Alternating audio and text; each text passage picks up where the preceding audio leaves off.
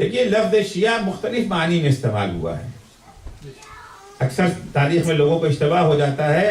ایک تو وہ شیعہ ہے جو پیغمبر اسلام نے فرمایا تھا یا علی انت و شیعتک هم الفائزون، اے علی تم اور تمہارے شیعہ ہی کامیاب ہیں.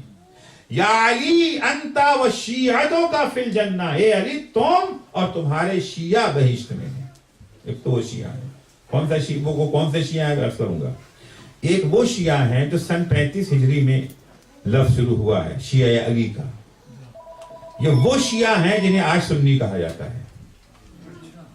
سن 35 ہجری میں انہیں شیعہ کہا جاتا تھا، آج انہیں یہ وہ ہیں جو ابو بکر کو پہلا خلیفہ مانتے تھے، عمر کو دوسرا خلیفہ مانتے تھے، عثمان کو تیسرا خلیفہ اور علی کو چوتھا خلیفہ. اس کے مقابلے میں تھے شیعیان عثمان، شیعیان علی. اس کے مقابلے میں شیعیان عثمان. شیعیان عثمان کون تھے؟ علی کو پہلا مانا، ابو بکر کو پہلا خلیفہ، عمر کو دوسرا خلیفہ، عثمان کو تیسرا، علی کو چوتھا نہیں مانا. جمل والے، صفین والے یہ کون تھے؟ جناب یہ جو ہے زہرقین کون تھے؟ عثمانی شیعہ تھے نا. یعنی انہوں نے عثمان کے بعد مولا علی کو یہ قبول نہیں کیا تھا، تسلیم نہیں کیا تھا.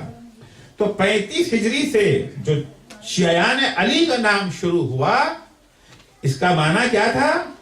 وہ نہیں جو علی کو پہلا امام مانتے. کہتے ہیں نا کہ شیعوں نے امام حسین کو قتل کیا، سچ بولتے ہیں. مگر کن شیعوں نے؟ ان شیعوں نے جو 35 ہجری کے بعد ایجاد ہوئے تھے.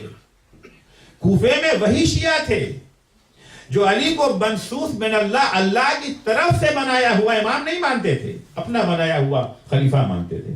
لہذا صفین میں بجائے اس کے کہ امام کے کہنے کے مطابق چلیں، امام کو اپنے کہنے کے مطابق چلانے کی کوشش کرتے تھے. کب جنگ کریں، کب صلح کریں، کب بولیں، کب چپ رہیں، امام سے نہیں سنتے تھے. تو ظاہر سی بات ہے کہ وہ شیعہ جو علی کو اللہ کی طرف سے معین کیا ہوا امام مانتا ہے، کبھی وہ اس طرح کا عقیدہ نہیں رکھتا.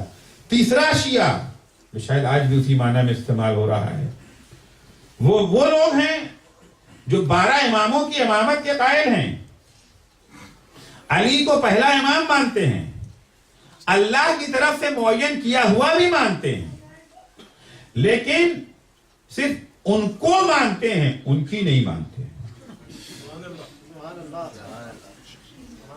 ان کو مانتے، 12 امام کو مانتے ہیں مگر 12 امام کی نہیں مانتے ہیں. ذات کو مانتے ہیں، بات کو نہیں مانتے ہیں. بات کو نہیں مانتے، ذات کو مان لیتے ہیں. صفات کو مان لیں گے، ذات کو مان لیں گے، لیکن ان کے بات کو، ان کے احکام کو، ان کے اوامر کو، ان کے فرامین کو ماننے کو تیار نہیں ہوتے. 8ویں امام کو اپنے زمانے میں ان شیعوں سے بھی مقابلہ تھا. 3 طرح کے شیعہ ہو گئے. ایک وہ شیعہ جو پیغمبر نے کہا، ایک وہ شیعہ جو سن 35 ہجری سے شروع ہوئے، ایک وہ شیعہ جو آج ہمارے درمیان پائے جاتے ہیں.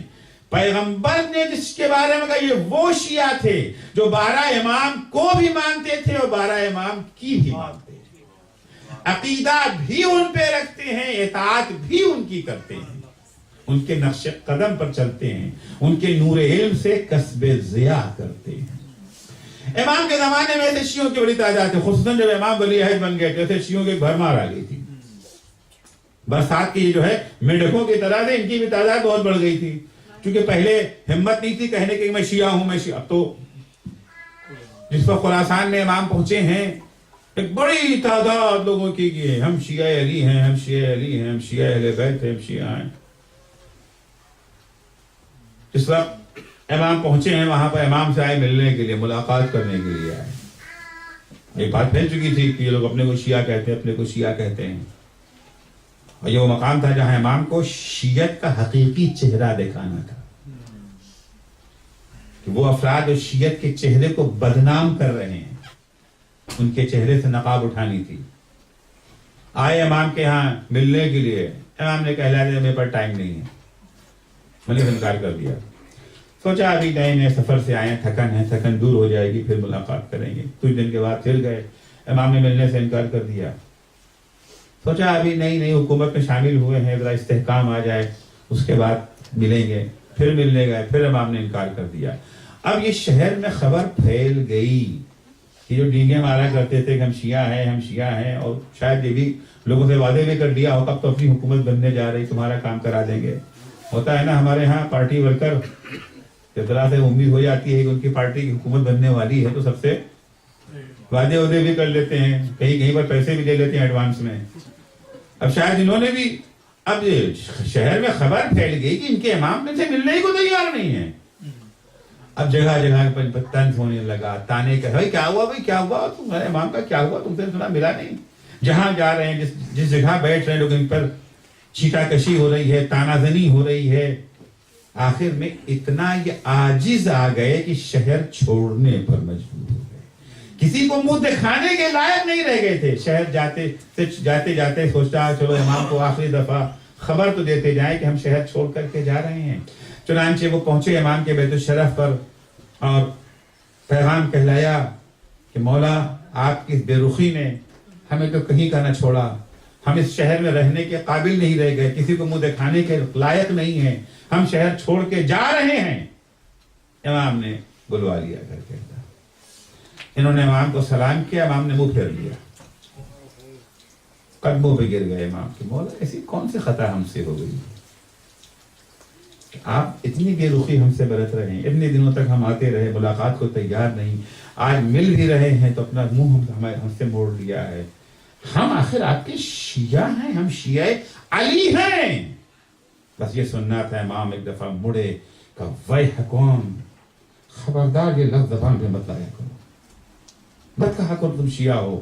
انما شیعتہ الحسن والحسین وسلمان وابی ذر ومقداد ومحمد ابن ابی بکر الذین لم یرکبوا شیئا من فنون زواجرہ ولم یخالفوا بأوامرہ۔